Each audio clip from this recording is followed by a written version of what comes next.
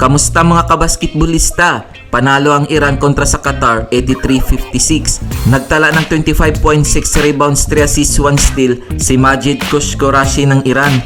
Habang 23 points, 15 rebounds, 2 assists, 6 blocks naman ang naambag ni Mohamed Indaw para sa Qatar. Tinalo naman ang Japan ng bansang Jordan 72-58. Nanguna si Genga Simbo ng Japan sa kanyang 12 points, 6 rebounds, 1 assist, 1 steal.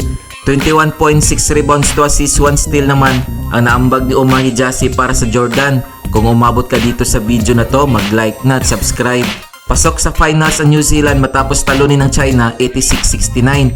Nagtala ng 23 points, 3 rebounds, 1 assist, 4 steals si Lachlan Crate ng New Zealand. Habang 11.7 rebounds, 2 assists, 2 blocks ang naambag ni Sinan Juan ng China.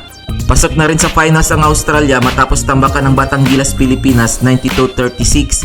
Humakot ng 12 points, 11 rebounds, 1 assist, 1 steal, 2 blocks si Dash Daniels ng Australia.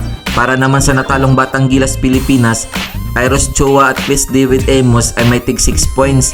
Nalimitahan lamang sa 2 points si Kiefer Louie Alas. Heto naman ang mga laro ngayong September 24, 2023 nagaganapin sa Algarrafa Sports Club Multipurpose Doha, Qatar.